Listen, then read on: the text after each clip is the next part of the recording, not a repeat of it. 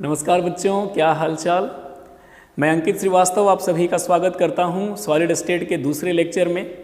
और आज के क्लास में हम बच्चे डिस्कस करने जा रहे हैं कुछ और तरह के सॉलिड जिनके कंस्टिट्यूएंट पार्टिकल्स के बीच में अलग अलग तरह का इंटर मॉलिक्यूलर फोर्स लगता है। कल के क्लास में हम लोग डिस्कस कर रहे थे आयोनिक सॉलिड के बारे में, जिसमें हम आपको बताए थे कि जब पॉजिटिवली चार्ज्ड केटायंस और निगेटिवली चार्ज्ड एनायंस आपस में एक फोर्स से जुड़ते हैं जिसको कि इंटरमॉलिक्यूलर फोर्स ऑफ अट्रैक्शन कहा जाता है, तब आयोनिक सॉलिड का निर्माण होता है। आयोनिक सॉलिड के प्रॉपर्टीज़ के बारे में हम लोग पिछले लेक्चर में डिस्कस कर चुके हैं और आज के लेक्चर में हम लोग डिस्कस करने जा रहे हैं कोवैलेंट और नेटवर्क सॉलिड के बारे में, मॉलिक्यूलर सॉलिड के बारे में, और एक और होता है आपका मेटालिक सॉलिड, उसके बारे में। हम सब के बारे में आज एक एक करके सारी जानकारियां हासिल करेंगे। आइए हम लोग शुरू करते हैं। सबसे पहला टॉपिक जो कि हमारा कोवैलेंट सॉलिड और नेटवर्क सॉलिड है, और इसी का दूसरा नाम जाइंट मॉलिक्यूल भी होता है। चूँकि ये बहुत बड़ा कॉम्प्लेक्स का निर्माण करता है, इसीलिए इसको जाइंट मॉलिक्यूल्स का भी नाम दिया जाता है। बच्चों देखिए, क्लास 10th में बच्चों को बताया जाता है कि जो नॉन मेटल्स होते हैं, जितने भी अधातु होते हैं, वो आपस में एक दूसरे से कोवैलेंट बॉन्ड का निर्माण करते हैं, जिसमें इलेक्ट्रॉन्स का म्यूचुअल शेयरिंग होता है। मतलब कि एक एटम जो किसी को इलेक्ट्रॉन दे नहीं सकता है, वो दूसरे एटम के साथ इलेक्ट्रॉन की साझेदारी करके एक बॉन्ड बनाता है, और इसी म्यूचुअल शेयरिंग से बने हुए बॉन्ड को हम कोवैलेंट बॉन्ड यानी कि सहसंयोजी आबंध कहते हैं। तो ये जो आपका कोवैलेंट सॉलिड है, ये नॉन मेटल्स के द्वारा बनाया जाता है। इस प्रकार के सॉलिड के जो कंस्टिट्यूएंट पार्टिकल्स हैं वो हमेशा कोवैलेंट बॉन्ड से जुड़े होते हैं। हमेशा नॉन मेटल एटम्स जो हैं वो कोवैलेंट बॉन्ड से जुड़े रहेंगे। अब देखिए, कहता है कि network of covalent bond are present in this type of solid, so covalent solid are very hard. हम आपको बता दें कि जो लैटिस एनर्जी होता है, किसी भी क्रिस्टल के एक यूनिट लैटिस या फिर एक मोल लैटिस को तोड़ने में जो रिक्वायर्ड एनर्जी होता है ना, उसको लैटिस एनर्जी कहा जाता है। जितना बड़ा लैटिस होगा, लैटिस एनर्जी का मान उतना ज़्यादा हाई होता है। और अगर हम आयोनिक सॉलिड और कोवैलेंट सॉलिड के लैटिस एनर्जी का कंपैरिजन करें तो कोवैलेंट सॉलिड का लैटिस एनर्जी हाईयर होता है, क्योंकि कोवैलेंट सॉलिड का जो लैटिस है वो काफ़ी बड़ा होता है। तो वही बात यहाँ पे बोला है कि कोवैलेंट सॉलिड जो होता है उसमें एक कोवैलेंट बॉन्ड का बहुत बड़ा नेटवर्क पाया जाता है। ठीक है, इसीलिए जो कोवैलेंट सॉलिड होते हैं वो बहुत कठोर होते हैं, वेरी हार्ड। और अगर आप सोचते हो कि इसको हम सॉलिड से लिक्विफाई करें तो इसके लिए बहुत हायर टेम्परेचर देना होगा। हमारे डेली लाइफ में कोवैलेंट सॉलिड का जीता जागता एग्जाम्पल ग्रेफाइट और डायमंड होता है। बच्चों आपको बता दें कि ग्रेफाइट और डायमंड को मेल्ट कराने के लिए आपको more than 3500 degree Celsius temperature देना होता है। ग्रेफाइट का जो पेंसिल का नीप होता है, हम उसको ऐसे पकड़ के तोड़ देते हैं, लेकिन उसी ग्रेफाइट के नीप को या उसी ग्रेफाइट के लीड को अगर हम चाहें कि मेल्ट करा दें तो उसके लिए हम लोगों को अप्रॉक्सीमेटली 3500 डिग्री सेल्सियस टेम्परेचर देना पड़ेगा। ठीक है, अब देखिए, ये जो कोवैलेंट सॉलिड होते हैं इनका मेल्टिंग पॉइंट और बॉइलिंग पॉइंट भी बहुत हाई होता है। मतलब हम सॉलिड से लिक्विड बनाना चाहें या लिक्विड से गैस बनाना चाहें तो उसका मेल्टिंग पॉइंट और बॉइलिंग पॉइंट का मान बहुत हाई होता है, इसीलिए आपको बहुत ज़्यादा हीट सप्लाई करना होगा। इसके बाद कहता है कि ये जो कोवैलेंट सॉलिड होते हैं ये वाटर में इनसॉल्यूबल होते हैं और ऑर्गेनिक सॉल्वेंट में सॉल्यूबल होते हैं। देखिए, आयोनिक सॉलिड जो होता है वो प्लस और माइनस के कॉम्बिनेशन से बनता है, पॉजिटिव और निगेटिव आयंस के कॉम्बिनेशन से बनता है। इसीलिए हम आयोनिक सॉलिड को पोलर कहते हैं, क्योंकि उसमें पॉजिटिव और निगेटिव चार्ज का सेपरेशन हुआ था। पानी भी आपका पोलर सॉल्वेंट है, क्योंकि पानी टूटने के बाद H+ और OH- का निर्माण करता है। लेकिन ये जो कोवैलेंट सॉलिड होते हैं ये पोलर हो भी सकते हैं, न भी हो सकते हैं। इसीलिए मैक्सिमम कोवैलेंट सॉलिड जो होते हैं वो पानी में सॉल्यूबल नहीं होते हैं, लेकिन इन्हीं को अगर हम इथेनॉल में घोलें, कार्बन टेट्राक्लोराइड में घोलें, बेंजीन में घोलें तो ये आसानी से घुल जाते हैं। कहने का मतलब ये है कि पोलर पोलर को घोलता है, नॉन पोलर नॉन पोलर को घोलता है। ठीक है, तो यहाँ जो ये कोवैलेंट सॉलिड है वो ऑर्गेनिक सॉल्वेंट जैसे CCl4, बेंजीन, अल्कोहल, एसिड, उनमें ये घुल जाएगा, लेकिन वाटर में ये इनसॉल्यूबल होता है। उसके बाद फिर आप देखो, इस टाइप के जो सॉलिड हैं कोवैलेंट सॉलिड, वो इलेक्ट्रिसिटी और हीट के कंडक्टर नहीं होते हैं, अच्छे कंडक्टर नहीं होते हैं ग्रेफाइट को छोड़ करके। ठीक है, अब ग्रेफाइट में ऐसा क्या है कि ग्रेफाइट कंडक्टर है या फिर ग्रेफाइट का स्ट्रक्चर कैसा होता है, तो इन सब के बारे में हम लोग बात आगे करेंगे। लेकिन उससे पहले कुछ हम कोवैलेंट सॉलिड के एग्जांपल्स को देख लें। तो कोवैलेंट सॉलिड का सबसे अच्छा एग्जांपल डायमंड होता है, फिर ग्रेफाइट है, ये सिलिका है, सिलिकॉन कार्बाइड है। इन सब के बारे में ये जितने भी एग्जांपल्स आप देख रहे हैं ये आपका कोवैलेंट सॉलिड का एग्जांपल है। आप इसका स्क्रीनशॉट ले लीजिए, उसके बाद फिर हम आपको ग्रेफाइट का डिटेल समझाते हैं कि ग्रेफाइट में क्या होता है। देखिए, अब हम बात करते हैं ग्रेफाइट की। तो ग्रेफाइट भी एक तरह का कोवैलेंट सॉलिड है, लेकिन ये सॉफ्ट होता है, तभी तो आप पेंसिल के उस लीड को आसानी से तोड़ देते हो। तो आखिर ग्रेफाइट जो है वो भी कोवैलेंट सॉलिड है, डायमंड भी कोवैलेंट सॉलिड है। डायमंड जो है वो हार्डेस्ट मटेरियल के रूप में जाना जाता है, नेचुरली अकरिंग हार्डेस्ट मटेरियल, मतलब कि प्राकृतिक रूप से पाए जाने वाले सबसे कठोर पदार्थ की गिनती में हीरा आता है। लेकिन ग्रेफाइट तो कोवैलेंट सॉलिड है फिर भी, लेकिन ये बहुत ज़्यादा हार्ड नहीं होता और बहुत ज़्यादा सॉफ्ट नहीं होता। ये मतलब इसको आप आसानी से तोड़ सकते हो, काट सकते हो, ये इतना सॉफ्ट होता है। ठीक है, तो आखिर ऐसा क्यों? तो देखिए, ग्रेफाइट के पहले कुछ कुछ प्रॉपर्टीज़ की बात करें तो ग्रेफाइट जो है वो हीट और इलेक्ट्रिसिटी का अच्छा कंडक्टर होता है। जो ट्रेन में ऊपर में जो वायर, जो ये पेंटोग्राफ होता है, जो वायर से ऐसे चिपक के चलता है ना, उस पेंटोग्राफ के ऊपर का कोटिंग ग्रेफाइट का किया जाता है बच्चों। यानी उसमें पेंटोग्राफ का हम यूज़ करते हैं, पेंटोग्राफ में ग्रेफाइट का यूज़ करते हैं। अब यहाँ पे देखिए, आखिर ग्रेफाइट की अलग अलग प्रॉपर्टी उसके स्ट्रक्चर की वजह से होती है। यहाँ बोला है कि it is different from covalent solid because of its structure.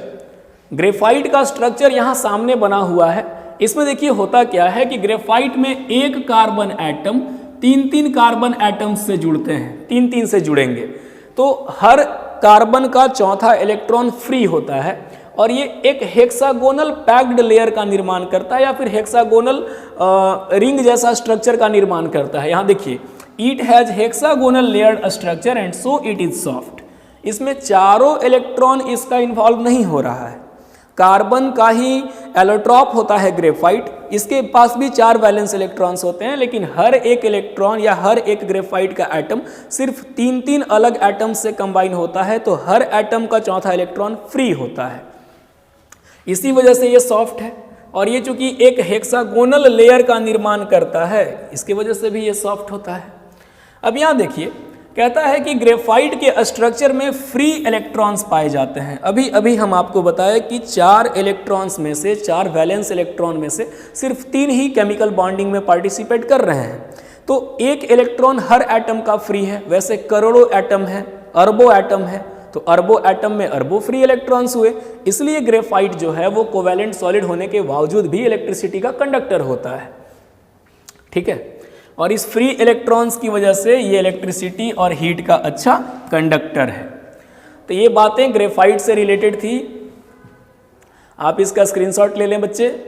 उसके बाद फिर हम बात करेंगे अब दूसरे सॉलिड के बारे में, जो कि हमारा मेटालिक सॉलिड है। देखिए, अब आते हैं हम मेटालिक सॉलिड पे। तो मेटालिक सॉलिड जो होता है वो मेटल्स में पाया जाता है। जितने भी मेटल्स आपको दिखाई देते हैं सॉलिड अवस्था में मैक्सिमम, वो मरकरी को छोड़ करके अप्रॉक्सीमेटली सारे मेटल्स सॉलिड होते हैं, चाहे वो लोहा हो, चाहे टीन हो, चाहे आपका एल्यूमिनियम हो, कॉपर हो, सोना हो, चांदी हो, जितने भी मेटल्स हैं वो सबके सब सॉलिड स्टेट में पाए जाते हैं। अब यहाँ देखिए, कहता है कि वैसा सॉलिड जो कि मेटल्स के कॉम्बिनेशन से बना है, और मेटल्स भाई आपस में किस बॉन्ड से बंधे हुए हैं? मेटालिक बॉन्ड से बंधे हुए हैं। तो अगर कोई सॉलिड मेटालिक एटम से तैयार होता है जिसमें मेटालिक बॉन्ड प्रेजेंट होता है, तो इस प्रकार के सॉलिड को हम मेटालिक सॉलिड कहते हैं। धात्विक ठोस कहा जाता है ऐसा ठोस जो धातु परमाणुओं के द्वारा धात्विक बंध की वजह से बना हुआ हो, तो वो धात्विक ठोस कहलाता है।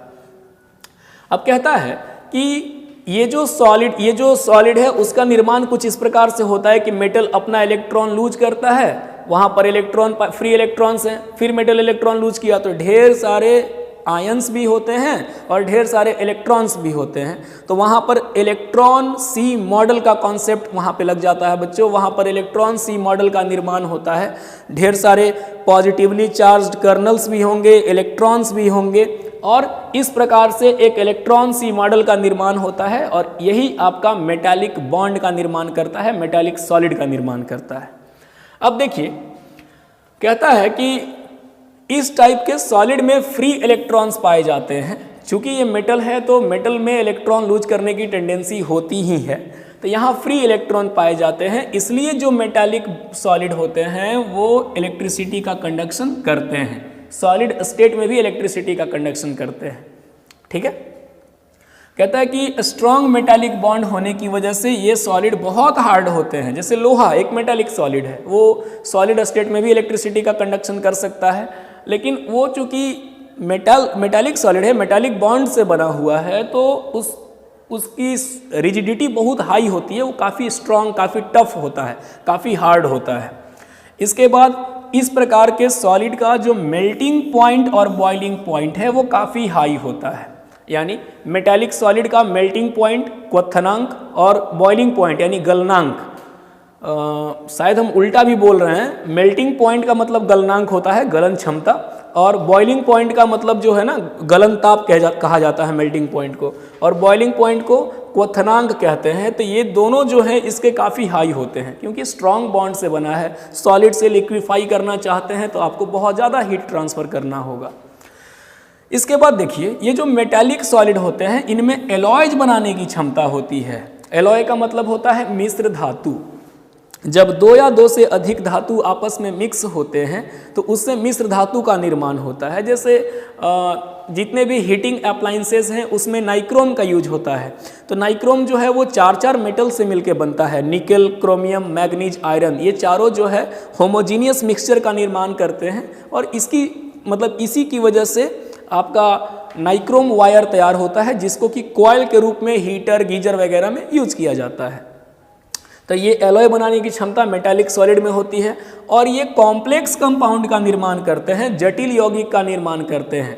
आप क्लास 12th में जब चैप्टर 9 पढ़ेंगे तो उसमें कॉम्प्लेक्स कंपाउंड पढ़ना है पूरा चैप्टर। उसमें आपको बताया जाएगा कि जितने भी डी ब्लॉक एलिमेंट्स होते हैं वो मैक्सिमम कॉम्प्लेक्स कंपाउंड फॉर्मेशन में पार्टिसिपेट करते हैं।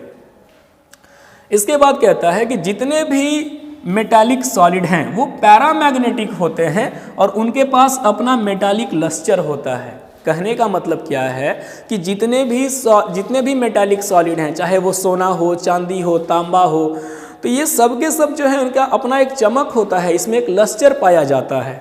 ठीक है, और ये पैरामैग्नेटिक होते हैं। पैरामैग्नेटिक कहने का मतलब है कि जब इनको मैग्नेटिक फील्ड में रखा जाए ये तो कुछ हद तक ये आकर्षित होंगे, थोड़ा आकर्षित होंगे। ठीक है, इसका जो एग्जाम्पल है आपका मेटालिक सॉलिड का, उसमें आयरन है, copper, zinc, silver, gold, magnesium, ये सारे के सारे मेटालिक सॉलिड का निर्माण करते हैं और ये सॉलिड स्टेट में पाए जाते हैं। अब हम बात करते हैं अगले सॉलिड की। एक काम करिए, आप इसका स्क्रीनशॉट ले लीजिए, अच्छे से इन पॉइंट्स को कॉपी में नोट कर लीजिए। उसके बाद देखिए जो अगला सॉलिड हम लोगों को पढ़ना है, तो अगला सॉलिड में आपका आता है मॉलिक्यूलर सॉलिड। देखिए, अभी तक आप जितनी भी सॉलिड्स को पढ़े हैं, चाहे वो कोवेलेंट हो, चाहे आयोनिक हो, चाहे मेटालिक हो, तो अभी तक सारे सॉलिड्स जो हैं वो आपके एटम्स के कॉम्बिनेशन से तैयार होते हैं, एटम्स के द्वारा बनाए जाते हैं। लेकिन ये मॉलिक्यूलर सॉलिड जो है इसकी प्रॉपर्टी बाकी से डिफरेंट होती है। मेटालिक सॉलिड जो है उसके कंस्टिट्यूएंट पार्टिकल थोड़े अलग होते हैं। ये मॉलिक्यूल्स के कॉम्बिनेशन से बनता है, एटम्स के कॉम्बिनेशन से नहीं बनता।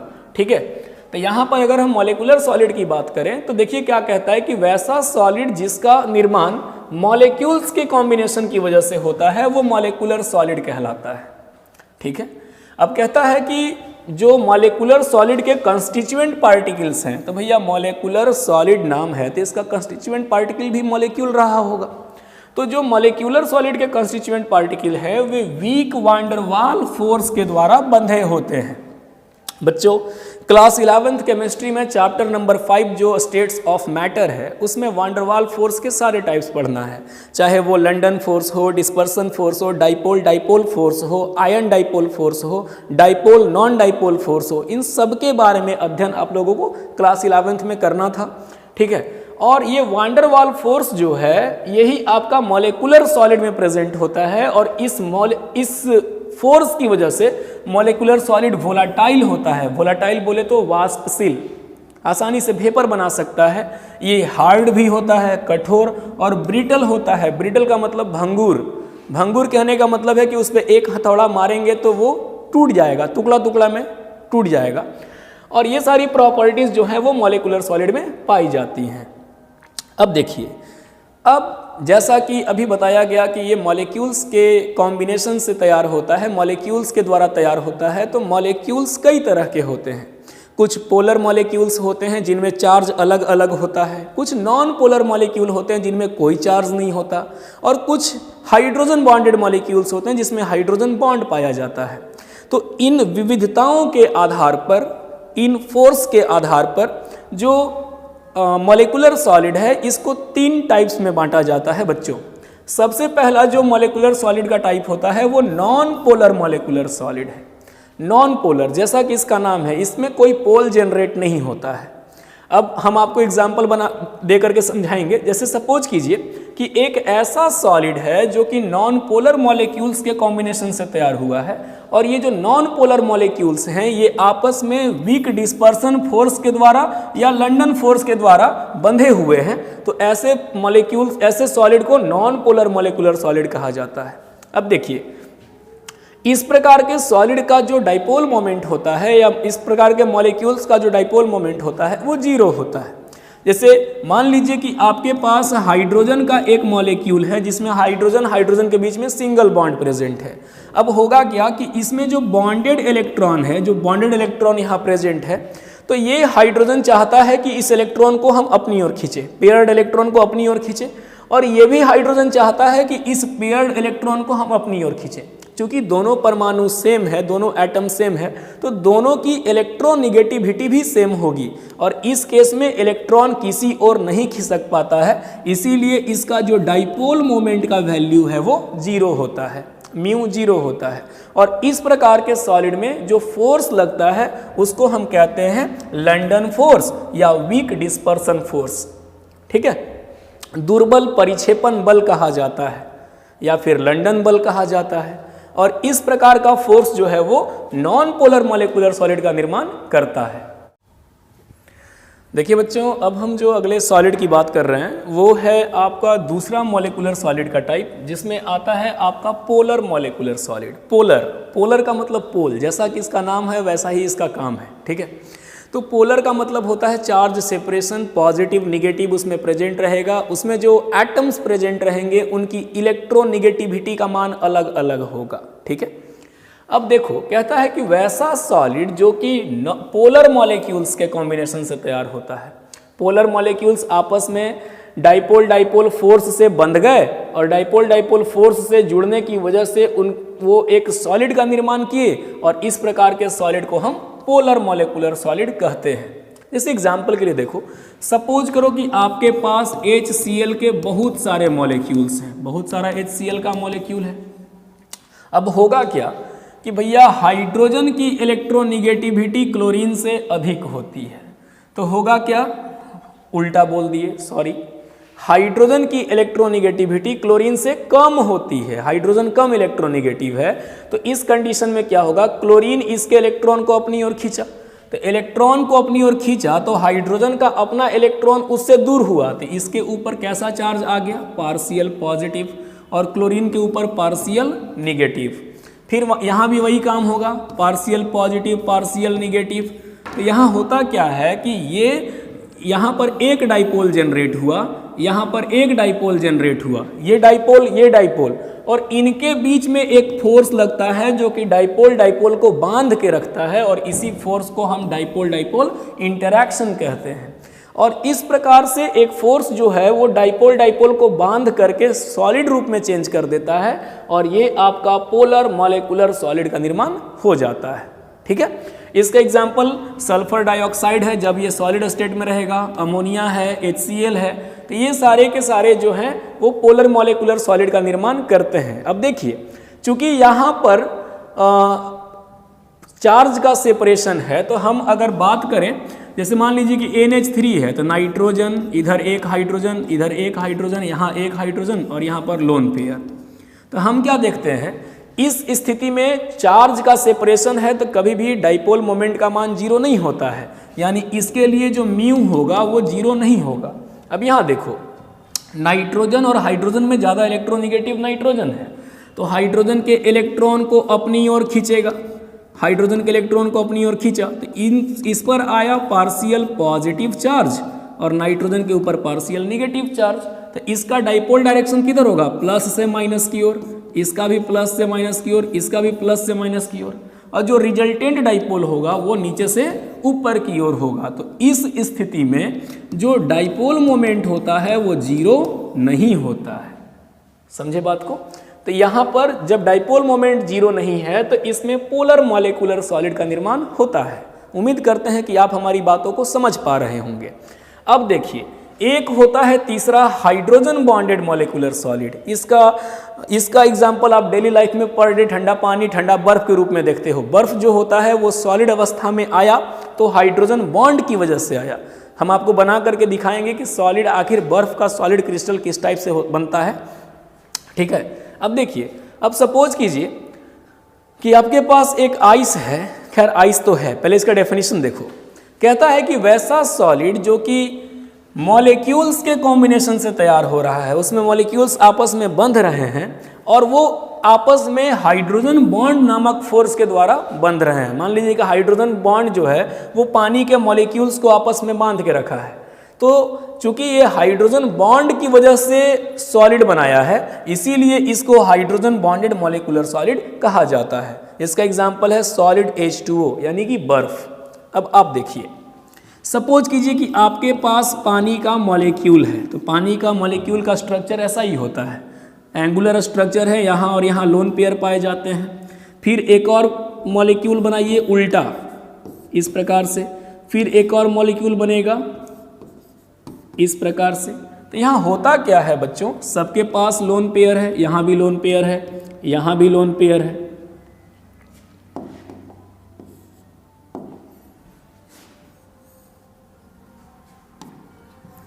यहाँ देखो, यहाँ भी लोन पेयर है और यहाँ भी लोन पेयर है। अब होगा क्या कि ऑक्सीजन, हाइड्रोजन में ज़्यादा इलेक्ट्रोनेगेटिव ऑक्सीजन है, ये ज़्यादा इलेक्ट्रोनेगेटिव है, तो हम क्या करेंगे, इसकी ओर इलेक्ट्रॉन्स को हम दिखा देंगे कि भाई ये इलेक्ट्रॉन अपनी ओर खींच रहा है, सब जगह से इलेक्ट्रॉन ये अपनी ओर खींचा। तो इससे क्या होगा कि ऑक्सीजन के ऊपर आ जाएगा पार्शियल निगेटिव चार्ज और इसके ऊपर आ जाएगा पार्शियल पॉजिटिव। यहाँ हाइड्रोजन पर पार्शियल पॉजिटिव, ऑक्सीजन पर पार्शियल निगेटिव, यहाँ हाइड्रोजन पर पार्शियल पॉजिटिव और ऑक्सीजन पर पार्शियल निगेटिव। इस केस में क्या होता है कि एक मॉलिक्यूल का ऑक्सीजन दूसरे मॉलिक्यूल के हाइड्रोजन के साथ अटैच होने लगता है और इस टाइप के इंटरैक्शन को हम हाइड्रोजन बॉन्ड कहते हैं। यहाँ भी देखिए, ये आपस में जुड़ जाएगा, यहाँ भी ये आपस में जुड़ जाएगा, यहाँ भी जुड़ जाएगा। तो इस टाइप से एक फोर्स जो कि वाटर के मॉलिक्यूल्स, दो डिफरेंट मॉलिक्यूल्स को आपस में बांधता है, तो इस फोर्स को हाइड्रोजन बॉन्ड कहा जाता है। और इस हाइड्रोजन बॉन्ड की वजह से ही पानी का जो मॉलिक्यूल है वो सॉलिडिफाई होता है और आइस के रूप में हम लोगों को दिखाई देता है। तो ये हाइड्रोजन बॉन्ड की वजह से जो सॉलिड तैयार हुआ, इसको हम हाइड्रोजन बॉन्डेड मॉलिक्यूलर सॉलिड कहते हैं। उम्मीद करते हैं कि आपको ये टॉपिक समझ में आया होगा। अब देखिए बच्चों, इस टॉपिक के बाद जो हम लोग अगले टॉपिक के बारे में डिस्कशन करेंगे वो आपका क्रिस्टल लैटिस है। मेन टॉपिक और मेन चैप्टर वहीं से स्टार्ट होता है। ठीक है, तो ये इंट्रोडक्शन था कि कितने तरह के सॉलिड हैं, सॉलिड का क्लासिफिकेशन किस किस टाइप से किया गया है। तो हम उम्मीद करते हैं कि आपको ये सारी टॉपिक्स अच्छे से समझ में आ गई होंगी। अगर कहीं कोई दिक्कत होता है तो आप हमारे कमेंट सेक्शन में हमें ज़रूर बताएं। ठीक है, उस टॉपिक से रिलेटेड दूसरी वीडियोज़ में आपको उसको क्लियर कर दिया जाएगा। Thank you so much.